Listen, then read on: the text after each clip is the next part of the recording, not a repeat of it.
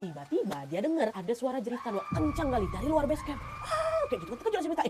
Suara apa tuh? Dia pun mencoba mempertajam pendengarannya, tapi buang airnya belum kelar nih. Wah, dia diam di kamar mandi. Suara apa tuh gitu kan? Tapi setelah jeritan yang pertama itu dia dengar, dia udah gak dengar suara apa lagi nih, Wak. Cuma suara itu aja lah sekali. Habis itu sisanya dia dengar ada suara hujan, suara gemuruh petir kayak gitu kan. Nah, waktu itu Miftah berasumsi, oh mungkin aku salah dengar kali ya. Dia lanjut lagi lah itu buang air kan. Dan setelah selesai, baru dia menuju ke dapur ngerebus air untuk bikinin kopi-kopi kawannya. Dan sambil menunggu airnya mendidih, Wak, Miftah balik lagi ke ruang tengah nih. Pas nyampe di sana, kawan-kawannya nanya, "Weh, mana kopinya? Tunggu 2 air baru kumasak belum mendidih," kata gitu. Dan di sini Miftah langsung kepikiran, Wak, soal kejadian di kamar mandi. Dia langsung lah duduk ke rombongan, terus dia buka topik obrolan ini. "Weh, tadi kalian ada dengar suara orang ngejerit gak sih? Suara kayak perempuan atau mirip anak-anak gitu," kata si Miftah kayak gitu. Nah, dengar pertanyaan si Miftah, seisi ruangan langsung pandang-pandangan dia. "Hah? Gak ada. Dari tadi yang kami dengar cuma suara-suara kami aja sama suara hujan nih lah," kata mereka. "Betul memang kami gak dengar." Nah, rumah itu juga bukan besar-besar kali gitu loh. Ya biasa lah rumahnya pas lah gitu. Tapi kami gak ada dengar suara jeritan. Nah, udah aja karena tidak ada satupun yang dengar suara jeritan itu, dah Miftah pun gak ngelanjutin obrolannya. Oh, berarti aku mungkin salah dengar kali tadi itu ya gitu. Nah, dia memutuskan untuk melupakan kejadian itu dan lanjut lagi lah nih balik ke dapur bikinin kopi buat teman-temannya. Dah, menjelang tengah malam, ini masih di hari itu ya, menjelang tengah malam rapat tim KKN mereka pun selesai. Tapi hujannya belum reda, Wak, malah makin deras lagi di situ. Nah, kondisi inilah yang membuat si Tira sama teman-teman perempuan lainnya nggak bisa lah balik ke sekretariat atau tempat tinggal mereka kan. Jalanan becek, lumpur, licin, gelap pula, hujan, angin pula inilah kan. Akhirnya diputuskanlah mereka berempat yang cewek-cewek ini nginap di base camp, di tempat cowok-cowok.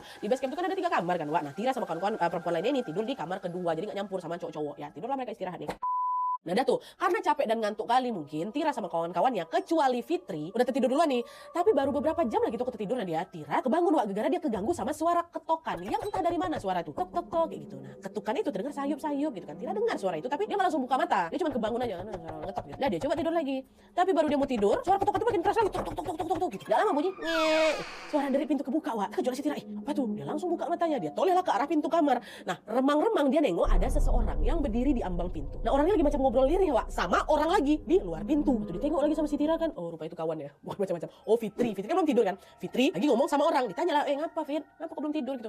Udah sih aku baru mau tidur tadi, tapi kebangun gara-gara ada yang ketok pintu katanya. Nah, gak lama muncul orang, Wak, dari balik pintu tuh. Si Reza rupanya. Jadi lagi ngobrol depan itu si Fitri sama Reza. Terus waktu Reza dan nongol kan si Tira udah bangun nih. Reza tiba-tiba ngomong kayak gini, Ra, kok bisa keluar bentar gak penting gitu. Dia ngajak si Tira sama Fitri ngumpul dulu di ruang tengah buat ngobrolin sesuatu. Bangunlah aku Nadia sama si Fitri berdua aja nih. Nurut ikutlah ke ruang tengah. Nah, rupanya di sana udah ada seluruh anggota laki-laki semua yang ada di situ terduduk ya kan. Dan wajah mereka serius sekali, nah. Serius sekali. Di situ aku udah ngerti ini pasti terjadi sesuatu nih gitu kan. Dah Tira ikut nimbrung kan duduk di situ. Terus Reza buka obrolan. Tira, Fit, kalian ingat gak tadi kalau Miftah bilang dia dengar suara jeritan dari kamar mandi? Iya ingat aku. Ngapa rupanya? Nah, tadi kami dengar juga suara itu lagi, Wak. Gak cuma Miftah aja, kami semua dengar. Iya ya, suara tuh macam dari arah rumah di ujung belakang base camp kita tuh. Ingin kali kami dengar macam ngerintih kali dia tuh. Ada lagi kawan laki-laki yang nimpalin kan. Nah, dengar itu Tira langsung ingat kalau memang Nadia di belakang base camp cowok itu ada sebuah kebun. Nah, di ujung kebun itu ada rumah kecil. Nah, rumah ini ditinggali sama seorang ibu muda dan juga mertuanya. Nama ibu mudanya Teh Siti, nama mertuanya Mak Unye. Nah, Teh Siti ini baru aja ngelahirin bayinya seminggu yang lalu dan aku sama kawan-kawan juga sempat ngejenguk ke sana bawain kebutuhan bayi lah buat si Teh Siti ini. Tapi waktu kami nyampe rumahnya, rumah tuh sepi kali Nadia. Nggak ada laki-laki yang tinggal di rumah tuh. Barulah dari situ kami tahu kalau ternyata suami mereka berdua, suaminya Teh Siti sama suaminya Mak Unye ini lagi pergi ngerantau ke Jakarta dan udah lama kali nggak balik. Bahkan waktu Teh Siti melahirkan, mereka nggak balik loh. Jadi mereka tinggal berdua aja sama ngerawat bayi yang baru lahir tuh. Nah, Reza sama kawan-kawan laki lain menduga kalau suara jeritan itu berasal dari rumahnya Mak Unye. Karena takut terjadi apa-apa sama Teh Siti dan juga Mak Unye, Wak, Reza pun mengusulkan untuk ngecek rumah mereka ya kan. Nah, pada saat itu diputuskan yang akan pergi ke sana Reza ditemani sama si Miftah yang pertama kali bikin kopi itu. Nah, Miftah ini nemenin dia soalnya Miftah yang paling kekar dia, paling gagah lah dia. Dan dia juga jago bela diri. Jadi kalau misalnya ada penjahat atau amin-amin ada apa-apa lah sejenisnya di rumah Mak Unye itu bisa dilawan sama si Miftah ya kan. Pergilah nih mereka berdua, Reza sama si Miftah. Ya weh, kalau pergi ngecek hati-hati ya gitu. Nah, pada saat itu Reza sama Miftah membawa perlengkapan seadanya, Wak. Mereka bawa senter sama mereka bawa HT untuk memudahkan komunikasi. Karena waktu itu belum ada HP Nadia. Jadi komunikasi kami selama di sana ya memang pakai HT itulah. Waktu itu jam sudah menunjukkan pukul 12 malam, Wak. Reza sama Miftah memberanikan diri pergi ke rumahnya Mak Unye lewat pintu belakang ya kan. Sementara Tira sama kawan-kawan lainnya nunggulah itu dari dalam base camp. Suasana malam itu Nadia sunyi kali. Meskipun hujan udah berhenti, Wak, yang nggak ada suara khas dengkingan kodok setelah hujan dulu. Bahkan bunyi-bunyi serangga yang nggak ada waktu tuh. Tira langsung ingat ucapan omnya yang pecinta alam ini. Si om ini pernah bilang, alam yang terlalu sunyi itu bukanlah pertanda baik gitu. Itu yang ku ingat waktu itu Nadia. Agak merinding juga waktu misalnya ingat ucapan itu dari om aku. Betul sesunyi itu. Ditambah lagi area sekitar base camp ini kan berbatasan sama hutan dan kebun-kebun kan. Wak, malam itu juga sunyi kali, apa nggak merinding kan di situ. Tapi udah, weh, pikir positif aja, semoga nggak kenapa-napa kata mereka kayak gitu. Dah, mereka tunggu kabar lagi Reza sama Miftah di base camp kan. Reza sama Miftah udah cabut. Nah tuh, setelah beberapa menit berlalu, Wak, mereka belum juga dapat kabar dari Reza sama Miftah. Makin khawatir lah orang-orang di base camp ini. Padahal jarak dari base camp sama rumah Mak Unye itu nggak begitu jauh kok. Ini ngapa mereka nggak ada kabar di hati ini? Terus ngapa juga mereka belum balik? Nah, karena khawatir terjadi sesuatu sama mereka, Indra yang waktu itu ada di base camp memutuskan untuk duluan ngubungin Reza lewat HT itu, Wak. Mereka janjian nanti kau yang hubungin kami ya. Karena mereka nggak ada kabar, yang base camp ini lah hubungin si Reza Miftah. Waktu dihubungi nggak kesambung. Panggilan pertama, panggilan kedua juga belum ada jawaban. Waktu panggilan ketiga, kedengeran ada suara Reza dari seberang sana. Suaranya gemetar, Nat. Indra, bentar dulu Indra. Nanti aja waktu balik aku cerita ya. Tunggu dulu, bentar dulu. Kata si Reza kayak gitu, Wak. Terus langsung diputuskan sambungan hati tuh. Makin cemas lah kami yang ada di base camp ini. Kenapa nih? Ngapa? Mana suara si Reza juga gemetaran kan, Wak? Ini pasti nggak beres nih, Wak. Susul aja lah nak ke sana, kata mereka. Udah tunggu aja. Kan tadi Reza bilang suruh tunggu di sini. Udah tunggu aja dulu. Nah, tuh mereka berdoa, ya Allah semoga nggak kenapa-napa nih Reza sama Miftah kan. Nggak lama dari situ, barulah balik Wak Reza sama Miftah. Balik ke base camp, pucat muka mereka kan. Macam orang ketakutan kali dia. Waktu nyampe ini mereka langsung cerita. Tapi yang ada mereka langsung mencari HT dan ngubungin Pak Kades. Pak Kades juga pakai HT tuh waktu itu. Tunggu dulu. Hubungin Pak Kades, kata si Reza. Waktu sebenarnya Reza ini nggak yakin Pak Kades bakal ngangkat panggilan ini apa enggak, soalnya kan jam 12 malam kan, Wak. Udah hubungin dulu. Tapi untungnya Pak Kades balas panggilan itu, Wak. Halo Pak Kades. Iya, halo, kata Pak Kades kan. Nah, dari seberang sana, dari tempatnya Pak Kades, nggak cuma kedengaran suara Pak Kades aja, Wak, tapi juga ramai suara orang-orang di sekitarnya Pak Kades. Nah, rupanya waktu itu Pak Kades ini memang lagi berada di sebuah sekolah yang ketimpa pohon tumbang gara-gara hujan lebat tuh lah. Ya, ayah naon, Jang, kata si Kades kan. Pak, saya ada keperluan sama Bapak. Tolong Bapak datang ke base camp kami sekarang, Pak. Ya penting, Pak. Kalau bisa Bapak datang bawa Pak Mantri sama Pak Kiai juga, kata Reza kayak itu. Emang naon, Jang? Udah Bapak kesini aja dulu, nanti aku cerita penting kali nih, Pak. Kata, oh iya, baik-baik, Jang, tunggu bentar ya, Bapak sekarang pergi ke base camp kalian, kata si Pak Kades. Nah, dengar obrolan Reza sama Pak Kades. Kami tuh yang makin penasaran lagi. Kau nemuin apa, Reza? Miftah kenapa? Miftah adalah diam aja, Dinan. Apa kau harus datangin Pak Mantri sama Pak Kiai? Pak Mantri kan tenaga kesehatan puskesmas. Pak Kiai pemuka agama. Kenapa nih? Dua orang ini kenapa harus dibawa? Apa weh, cerita lah. Kami bawain air kan, minum dulu. Isi dia lah, Wak. Baru si Reza sama Miftah mulai menceritakan apa yang mereka lihat di sana, Wak. Ya, aduh ya Allah.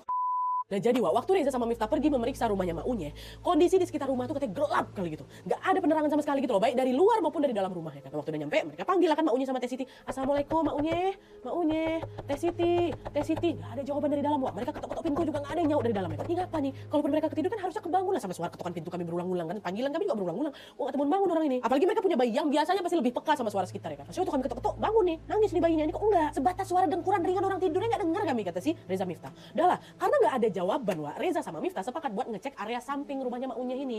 Karena kondisi juga udah gelap kali, mereka berdua saling beriringan lah itu kan menyalakan senter di sana. Nah, dari samping rumah itu nampak ada jendela kayu yang sedikit kebuka, ya kan? Dan ternyata ada seberkas cahaya remang-remang macam cahaya dari lampu teplok itulah kelihatan dari balik jendela itu. Nah, mereka ngedekat ke jendela, dibuka lah agak lebar jendela tuh kan. Kemudian Reza menyorotkan senternya ke dalam rumah untuk bisa membantu penerangan. Dan seketika Reza sekaget-kagetnya karena ngelihat di sana waktu nyeretin senter, dia ngelihat Mak Unye lagi terbaring kaku di atas lantai, mukanya pucat, matanya terbelalak, mulutnya nganga lebar. Nggak sampai di situ aja, di samping kirinya Mak Unye juga terbaring kaku. Ya Allah, seorang bayi mungil yang baru berusia semingguan.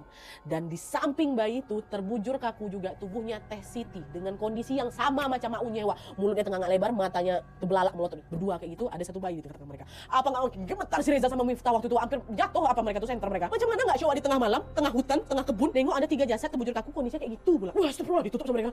Apa yang ku tengok tuh? Kau tengok Miftah? Tengok aku. Kayak mana nih? Udah tenang dulu, balik base camp sekarang, balik base camp. Itu lah, Wak. Mereka langsung balik base camp, langsung hubungin Pak Kades. Mereka nemuin ada 3 jasad di rumah Mak Unye.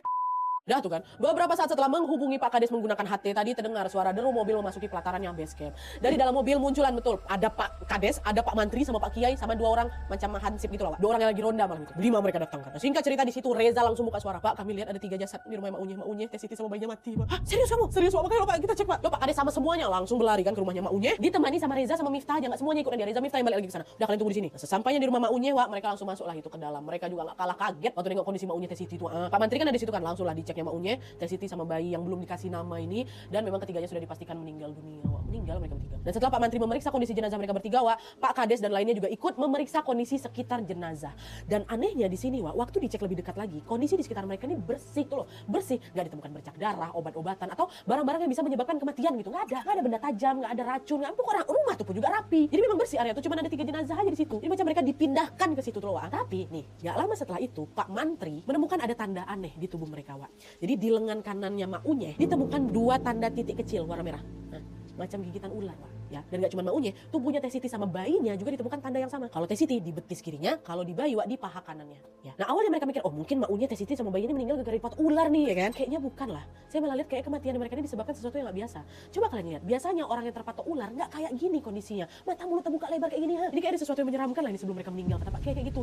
Terkejutlah orang-orang di situ, ha. Tapi sejalan dengan perkataan Pak Kiai juga, si Reza sama Miftah juga mikir yang sama. Ciri kematian mereka ini kok kayaknya gak wajar ya. Karena biasanya kalau terpatok ular nih nanti ya, biasanya kan di sekitar tanda titik merah itu pasti akan lebam, biru, keunguan gitu loh, Wak. Atau di beberapa kasus juga ada yang sampai mengeluarkan busa dari mulutnya ya kan. Tapi di jenazahnya Mak Unye, Teh Siti sama bayinya nih, Wak, nggak ada lebam sama sekali, nggak ada. Beneran cuma 2 titik, kayak gitu, Wak. Mereka juga nggak ngeluarin busa dari mulut mereka. Yang terlihat cuma itu, mata mereka terbelalak, mulut mereka terbuka lebar, badannya kaku lurus kayak ini semuanya. Tapi udahlah, yang jelas saat itu Pak Kiai pun meminta Pak Kades untuk mengadakan pemakaman secepat mungkin, Wak. Awalnya Pak Kades nolak ya kan, Pak janganlah Pak, kita tunggu aja suami Mak Unye ini pulang dulu. Pak Kiai bilang, kamu mau tunggu sampai kapan? Suami mereka ini nggak akan pulang. Bapak tahu sendiri kan, anaknya lahir aja dia nggak pulang kok. Jangan ditunggu kelamaan, kasihan ini. Udah lebih baik segerakan aja pemakamannya, malam ini aja langsung. langsung, kata Pak Kiai kayak gitu. Dengan penjelasan dari Pak Kiai, Pak Kades pun setuju lah kalau pemakaman waktu itu akan dilaksanakan pada saat itu juga, dan dia nggak tunggu pagi, bahkan nggak nunggu disemayamkan malam itu juga. Kasihan, tengah malam itu mau dikubur. Entah apa pertimbangannya nanti, tapi yang jelas malam itu juga langsung adakan pemakaman right now, kata si Pak Kiai. Adalah karena setelah memeriksa kondisi mereka bertiga, Mak Unyeh, Teh Siti dan bayinya, beberapa di antara mereka baliklah ini ke base camp. Dan sesampainya di sana, dua hansip tadi langsung membangunkan beberapa warga, lalu menyiapkan masjid dan juga menggali 2 lubang di pemakaman desa. Nah, sembari itu Reza sama Miftah juga cerita lah itu apa yang terjadi sama rumahnya Mak Unyeh ke Tira dan kawan-kawan waktu mereka datang yang kedua ini kan. Nah, mendengar cerita tentang kematian Mak Unyeh dan juga Teh Siti, mereka semua nih kawan-kawannya si Tira dan Tira juga langsung menyimpulkan kalau suara jeritan yang mereka dengar beberapa waktu yang lalu itu bisa jadi itu suara Mak Unyeh atau Teh Siti dari sebelum mereka meninggal. Suara itu berasal memang dari belakang, dan satu-satunya rumah yang terdekat yang ada dekat belakang ya rumah mereka. Wah, ada ketakutan lah itu semua, heboh semua ya kan. Nggak ada tuh yang berani ikut pemakaman. Cuma beberapa aja yang mau ikut ke pemakaman Tira. Wah, kita ini Reza, Miftah yang nemuin, terus ada Arif, Hani sama Gugun. Begini mereka berenam ke pemakaman itu. Udah lah tuh kan, malam itu sekitar jam 3-an, malam itu juga langsung dikebumikan. Setelah jenazahnya Mak Unyeh, Teh Siti dan juga bayinya ini dikafani, Tira dan teman-teman dan juga beberapa warga kampung pun datanglah ini ke pemakaman desa. Waktu itu nggak ramai, Nadia, cuma 20 orangan aja lah yang menghadiri pemakaman itu, termasuk Tira sama kawan-kawannya ya. Nah, proses pemakaman berjalan lancar waktu itu. Makamnya Mak Unyeh ini tepat berada di samping makamnya Teh Siti yang dikuburkan bersama bayinya. Jadi mereka dikuburkan satu liang. Nah, setelah pemakaman selesai, Tira dan kawan-kawan bersama warga-warga yang lain pun mulai meninggalkan area pemakamannya kan. Mulai itu mundur. Nah, tapi tepat pada saat mereka udah mau sampai di pintu keluar pemakaman, wah, tiba-tiba ada suara ledakan besar gitu dari area pemakaman belakang. Terkejut mereka semua. Nah, pas mereka tengok ke belakang, ke area makam itu, rupanya ledakan tadi berasal dari 2 makam yang baru saja selesai ditutup, which is makamnya Mak Unyeh dan Teh Siti. Dari 2 makam tuh, aduh merinding. Dari 2 makam itu macam muncul asap tipis gitu lah, asap tipis yang bergerak ke pintu kompleks pemakaman. Nampak tuh sama mereka kan di area center, terus ada macam asap. Terus tiba-tiba asapnya ngarah ke pintu, ngarah ke kami. Asap tuh bergerak-gerak, terus bentuknya yang kami lihat ya macam ular yang melata gitu loh. Dan dalam sekejap mata asap itu tiba-tiba hilang aja dalam kegelapan gelap. Oke, jadi asap tuh nggak naik ke atas, dia ke bawah, tapi kelihatan kayak ngelihat ular itu loh. Langsung menjadi astagfirullahaladzim, apa tuh. Nah, Pak Kiai kan ada di sana. Pak Kiai bilang, udah tenang, ayo kita kumpul lagi ke area makamnya Mak Unyeh sama Teh Siti, kata mereka. Kumpulan lagi mereka nih. Nah, coba digali, kata Ustaz. Meskipun pada takut mereka di situ, mereka tetap menuruti perintah Pak Kiai. Digali lagi kan makamnya, mereka digali ulang. Penggalian makam dimulai dari makamnya Mak Unyeh dulu. Digali. Nah, setelah digali, Pak Kiai sendiri yang turun ke bawah dan mengambil 3 bilah kayu padung, katanya kayu yang menutupi lubang jenazah ini kan. Dan setelah itu Pak Kiai mengangkat tangan dan berdoa. Kelihatan tuh dia berdoa, nggak lama beliau berlutut, beliau bungkukkan badannya sambil membuka kain kafannya Mak Unyeh pelan-pelan. Kan ada dibuka tadi, buka kain kafannya. Dan waktu dibuka, wah, ya Allah, betapa terkejutnya Pak Kiai dan juga warga yang ada di sana, termasuk aku, Tira dan juga kawan-kawannya. Waktu dibuka di dalam kain kafan itu nggak nampak tubuhnya Mak Unyeh, nggak ada, wah. Yang muncul malah batang pohon pisang. Shock lah mereka situ. Astagfirullahaladzim, kok batang pisang? Ada juga yang berlari tuh, dia ninggalin area pemakaman tuh. Wah, nggak betul. Baru mereka tinggal bentar. Pak Kiai cuma kasih isyarat tangan, tenang. Nah, Pak Kiai juga mengucapkan, dia doa lagi. Gak lama dia tutup kembali kain kafan Mak Unyeh, lalu minta orang untuk kembali menguburkan. Dah, tenang, diam. Baca doa aja, kata Pak Kiai. Udah, selanjutnya Pak Kiai beralih ke makamnya Teh Siti. Dan sama jenazah Teh Siti juga jadi batang pohon pisang. Apa nggak makin heran, makin takut kami di situ. Aku juga tengok ada batang pisang. Kok bisa jenazahnya Mak Unyeh sama Teh Siti berubah jadi batang pisang, ya Allah. Bayinya gimana? Waktu bayinya nggak dibuka sama Pak Kiai. Dan setelah Pak Kiai mengecek jenazah Teh Siti dan juga Mak Unyeh tadi, beliau meminta kembali penggali kubur untuk menutup kembali makam itu seperti semula. Tapi lagi-lagi Tira dikejutkan dengan kejadian tidak terduga. Pada saat itu dia dengar, si Tira pertama dengar, dia dengar ada derap langkah kuda dari arah belakang mereka. Yang kedengaran makin lama kok makin kencang gitu kan. Nah, karena nggak yakin dengan apa yang dia dengar, Tira nolehlah ke arah Reza. Zah, kau dengar suara langkah kuda nggak, Wak? Iya, aku dengar, kata si Reza kayak gitu. Nah, seiring dengan suara langkah kuda itu, aura sekitar tuh makin nggak enak lagi. Dan kami masih liatin orang balikin makam ya kan. Ya, ada suara langkah kuda. Nah, tepat pada saat si Tira berbisik sama si Reza, rupanya ada warga yang tiba-tiba teriak, Eta naon, kata gitu. Sambil dia nunjuk ke arah pintu masuk pemakaman, Wak. Langsung lah nengok ke belakang lagi orang-orang kan. Dan ternyata mereka semua 20 orang ini, Nadia, termasuk aku, waktu ngeliat ke arah pintu makam, mereka ngeliat apa? Ada bayangan 2 ekor kuda yang lagi berderap keluar makam ya, Pak ya. Dan kuda itu masing-masing dinaiki sama 2 orang. Nah, di kuda yang terakhir kelihatan bayangan seorang perempuan lagi gendong bayi. Dia duduk di belakang. Kelihatan bayangannya. Nah, di situ orang duga itu jangan-jangan Teh Siti sama bayinya tuh gitu. Dan bayangan kuda ini melesat cepat dan hilang kayak gitu aja di kegelapan malam itu. Astagfirullahaladzim. Apa nggak makin ketakutan kami di sana kan? Baru kali ini mereka nengok kejadian sehoror itu. Nah, setelah melihat kejadian yang nggak masuk akal tadi, Pak Kiai langsung berpesan, sudah, kalian jangan menambah-nambahi apa yang kalian lihat tadi dengan bumbu-bumbu cerita yang tidak perlu ya. Kalau bisa udah jangan dibicarakan lagi, cukup simpan saja di kepala kalian. Warga iyalah ngangguk aja itu kami kanan. Mereka pun kembali menyelesaikan penimbunan tanah makamnya Pak Mak Unyeh dan Teh Siti. Lalu udah selesai baru berjalan keluar makam. Rame tuh, gak ada yang berani misahkan diri. Jalan berdempet-dempet kami tuh, baca-baca doa aja kata Pak Kiai. Nah, barulah balik ke rumah masing-masing. Nah, terus beberapa waktu setelahnya beredarlah kabar kalau Mak Unyeh, Teh Siti dan juga bayinya ini diduga menjadi tumbal pesugihan yang dilakukan oleh suami mereka berdua. suami mereka berdua. Dan setelah kematian Mak Unya sama Teh Siti, Wak, mereka berdua dia juga nggak pernah balik lagi muncul di desa Karat itu. Nggak pernah balik. Entah mereka masih hidup atau udah meninggal, warga pun nggak ada yang tahu. Nah, rumah itu pun terbengkalai katanya. Katanya kayak gitu. Jadi tumbal pesugihan dua laki-laki ini. Wallahu alam lah tapi ya, Wak, ya. Oke, Wak, jadi itu tadi kisah horor yang dialami Wawa kita atau Tante Tira dan juga teman-teman KKN-nya. Meskipun udah lewat 30 tahun yang lalu, Nadia, kejadian ini masih membekas sekali di ingatan Tante, kata. Bahkan di setiap reunian setelah kelulusan, mereka tidak luput buat ngebahas kejadian Mak Unyah ini, Wak. Dan lagi-lagi dari kisah ini kita seolah diingatkan untuk selalu berhati-hati dimanapun kita berada. Dan pada saat melihat kejadian-kejadian mengerikan macam Tira dan teman-temannya yang nengok tragedi kematian Mak Unyah sama Teh Siti, Wak, kita ini bisa menjadikannya sebagai pelajaran untuk senantiasa menjauhi praktek ilmu hitam termasuk